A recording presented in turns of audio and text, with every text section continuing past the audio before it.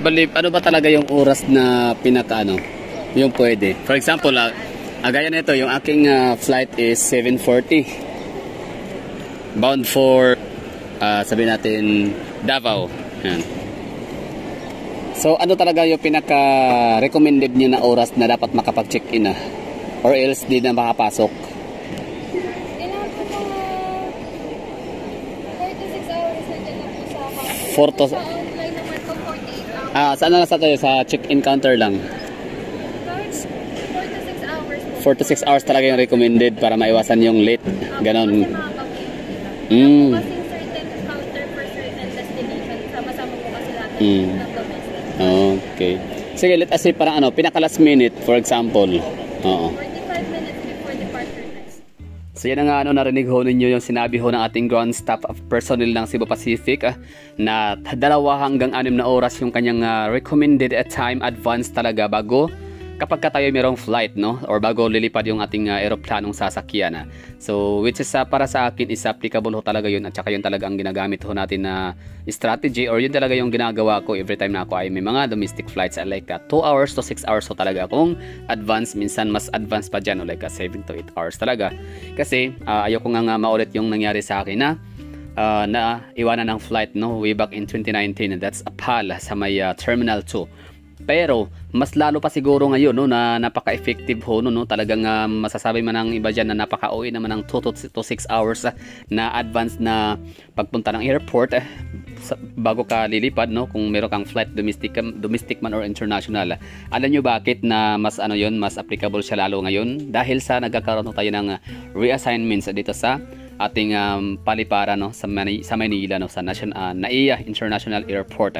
Dahil mayroong announcement or sa mga hindi nakakaalam diyan, ngayong September 14, so today is September 12, so 2 days na lang ang aantayin ho natin ay magti-take over na ho yung bagong mga ngasiwa ng NAIA or Ninoy Aquino International Airport. Yun po yung San Miguel Corporation na pagmamayari ni Ramon Ang, no, or si Ramon Ang mismo, no. Siya yung parang magre-rehabilitate, no. Siya na yung magiging under management na ho nila ng kailang kumpanya ang ating buong NAIA International Airports. That's Terminal 1, 2, 3 and 4.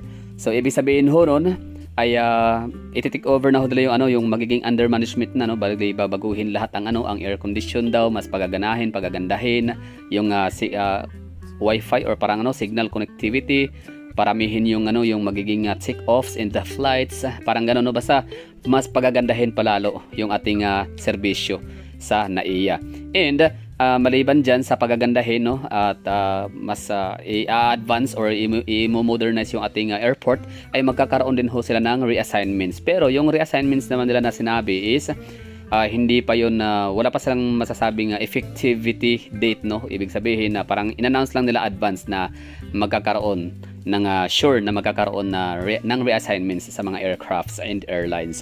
So ngayon, sa mga hindi masyadong nakakaalam or hindi masyadong kabisado yung ating mga airport terminals sa NAIA, ako kabisado ko na yun, no, dahil nga sa yung abang lingkod ay lagi tayo naglilipad-lipad, no, dito sa domestically man, pero lagi tayong parang masasabi ko na parang regularly, no, or parang lagi.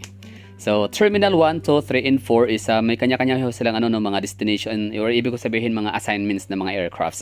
So let's go to Terminal 1. Ang Terminal 1, pagkakaalam ko talaga yan, so pwede na akong mali, no, pero nung nagtanong ako doon one time na kapag punta ako sa may Terminal 1, ang Terminal 1 is exclusive ho talaga siya para sa international flights ng PAL or Philippine Airlines or PAL, no. So exclusive talaga siya for international. So I don't know kung meron pa bang ibang mga international flights or international airlines ang kinikater ng Terminal 1 since nung una pa, no. Basta pagkakaalam ko, yan na sinabi ng taga NAIA Terminal 1 na exclusive lang talaga sa PAL ang Terminal 1 international flights. And let's go to Terminal 2. Ang Terminal 2 naman ay nagkikater ho sila ng domestic flights for 2 airline carriers or airlines, no. So ano ba yun? Yung airline na yun na kinikater ng Terminal 2 domestically. So that's sa PAL ulit, no, and AirAsia. So ngayon, let's go to Terminal 3. So ang Terminal 3 ay Micos ho dyan, no? So Terminal 3 ang pinakamalaking airport terminal sa buong NAIA dahil nagki-cater ho siya ng international airlines and domestic flights naman, no, ng Cebu Pacific. So ulitin natin, Cebu Pacific na international and domestic flights. So dyan sa Terminal 3 ang kinikater, or dyan sila, yun ang kailang yung kailang assignments, or dyan sila nagla-landing and nagte-take off. And of course, dahil nga sa pinakamalaking airport din siya, or I mean terminal, so dyan din siya ang nakikater, no, ng mga international airlines. So ang mga madalas ko nakikitang mga international aircrafts ay mga ANA, no? ANA is Japan, tama, in Cathay Pacific, British Air, yun. At napakarami pang iba, no, na mga international na mga malalaki talaga, mga Airbus and mga Boeing talaga, no, like mga Queen of the Sky kung tawagin. So yun, Terminal 3. At saka sa Terminal 4 naman is yun yung parang mikos-mikos rin ang Terminal 4. Hindi siya exclusive, no. So mikos-mikos ho siya para sa mga maliliit lang na mga aeroplano or mga aircrafts, or yung mga short distance flights. For example, papuntang Boracay, papuntang Cebu, papuntang somewhere, basta short flight lang na mga short flights lang talaga siya, or short flights destination. So kinikater niya yung Cebu Pacific. Ano ba yung ano bang palatandaan ng mga short flight destination? So yun po yung sinasakyan ay yung propeller plane. Propeller plane yung yung 'di ba dalawa na napapansin niyo yung yung eroplano is merong engine, 'di ba? Yung turbine or turbo engine, o tawag diyan, basta turbine or naka-jet engine, no? Tsaka propeller plane. So dalawa yan. So yung isa yung naka-propeller, yung parang lang siya ba, ilisi, no, na makikita natin sa ating mga mata sa labas ng ng kanilang pakpak, no. So propeller plane. So madalas ko yan nasakyan kapag Cebu to Boracay, Cebu to Davao minsan, no, since malapit na naman ang Cebu to Davao. Tapos minsan naman ay Cebu to Manila, no, na-try ho natin, pero hindi pa ako nakapag-try. Makakilala ho natin kasamahan lang din, no, na nag-Cebu to Manila, tapos yun naglanding ho sila sa may Terminal 4. So ulitin ho natin, Terminal 1 exclusive for international flights ng Philippine Airlines. Dati to dati. Tapos mamaya sasabihin ho natin yung bagong reassignments ho nila na kinikater. So ulitin natin, Terminal 1, that's Philippine Airline international flights, exclusive na yan dati pa. And the Terminal 2 is exclusive for 2 aircrafts only. That's AirAsia and Philippine Airlines. Tapos yun naman ay tawag nito, yun naman ay domestic lang, no? Okay, so pag sinabing Terminal 2, that's domestic flights, AirAsia and Philippine Airlines. And ang Terminal 3 naman ay international and domestic flights. So domestic flights, nakikater ho dyan ay ang Cebu Pacific, no? Domestic and international. Tapos yung mga international aircrafts, international airlines like ANA or British Air, Cathay Pacific, yun ang mga nakikita ko lagi. Tsaka AirAsia, international na AirAsia. So that's Cebu Pacific, sa Terminal 3 pa rin sila. And yun nga, Terminal 4 is para sa mga short distance flights na propeller plane, mga ganun, mga maliliit lang na mga aeroplano. And mga cargo, no, like mga LBC, ganun, no, ang mga nagla-landing, nagte-take off sa Terminal 4. Okay, so ano nga ba yung mga reassignments, no, yung mga pagbabago ngayon sa ating bagong tagapagpangasiwa, no, na kung tawagin is NNIC. NNIC means a New NAIA Infrastructure Corporation. So ulitin ko, ito ay pagmamay-ari ng San Miguel Corporation, kung saan chairman ho nito ay si Ramon Ang. So ibig sabihin ho niyan, magkakaroon na tayo ng expected ho natin yan na mas lalong gaganda ang ating NAIA International Airport, no. Galing nun. Although magkakaroon tayo ng ng changes, reassignments, syempre adjustment ho yan para sa mga airlines, company, and of course ating mga pasahero, sa ating mga passenger. So syempre sasabihin ko lang sa inyo na nung na-experience kong pumunta ng Terminal 2, napakahirap po doon. I mean, hindi man siya ganoon kahirap like when it comes to public transportation, kasi may naman doon, may mga pumapasok naman sa area, no, sa kailang mga base na mga para modernized jeep or mga minibuses. Yun. At saka may mga jeep din dumadaan doon, in fairness naman, no, kahit paano.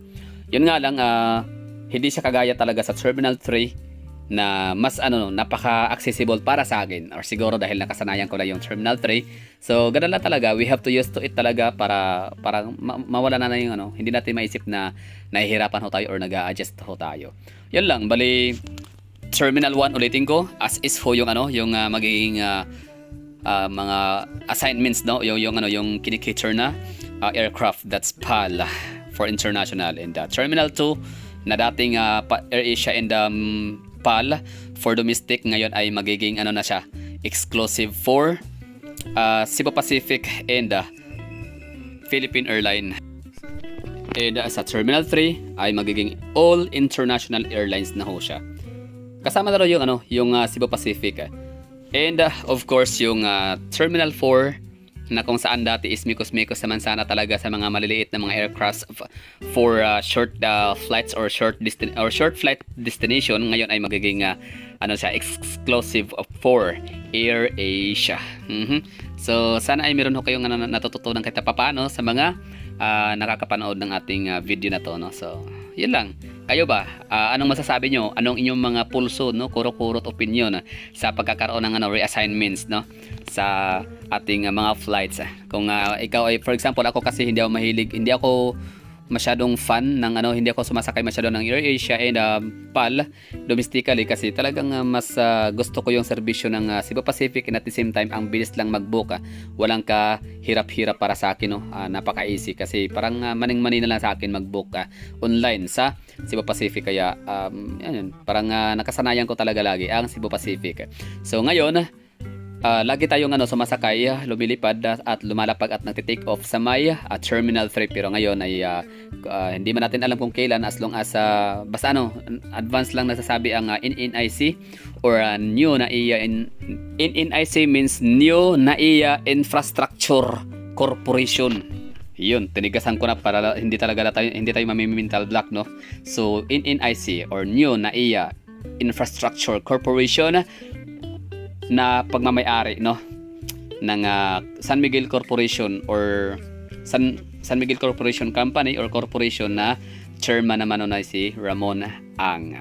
So ibig sabihin magkakaroon na changes talaga, no. So yun lang, excited ho tayo sa magiging pagbabago, no, hindi lang sa reassignments ng ating aircrafts, maging sa yung modernization or sa serbisyo. So ibig sabihin mas mapapaganda siguro yung airport ho natin yan, kasi kita nyo naman, di ba, kapag privatize talaga yung natin mga facilities dito sa Pilipinas, ay talagang meron ho talagang mas magandang resulta. So example, ang sa Mactan, di ba mapapasana all tayo, mapapawaw ho talaga tayo sa MCIA or Mactan Cebu International Airport, dahil napakaganda ng airport ho talaga nila.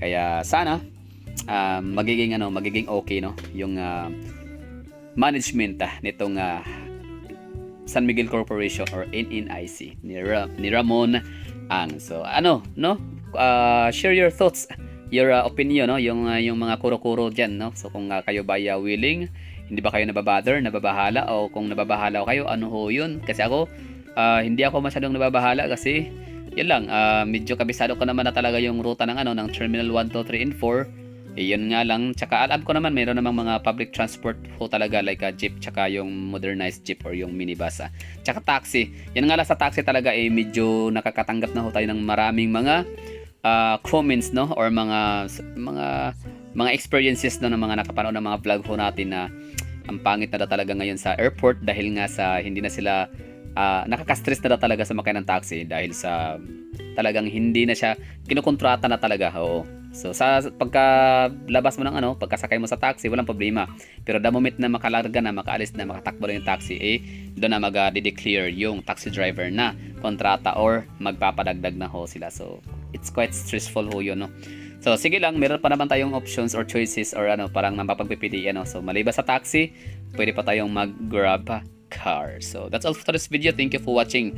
Sana ay meron kayong natututunan sa aking mga kaunting information. So maaari yung iba dyan sobrang busy na ay hindi na kayo nakapanood sa mga balita at saka sa mga news feeds, no, sa inyong timelines yung Facebook. So since kayo nakasubscribe ho sa akin at nagno-notify ho dyan, so yes, tama ho yung narinig ho ninyo. Meron na ho tayong reassignments. Ay meron na ho tayong bagong management, no, or magiging under the new management na yung natin, NAIA Terminal 1, 2, 3, and 4 or NAIA International Airport dyan sa Maynila, effective ngayong September 14. So 2 days na lang, no? Ngayon kasi is 12. So 2 days to go is yan, iba na, under management na ni Ramon Ang, no? Ang ating airport or paliparang pangdaigdigan dyan sa Maynila. And yan na nga, reassignments. So let me know in the comment box, share your thoughts and opinions. Thank you for watching. Ingat sa kayong lahat dyan.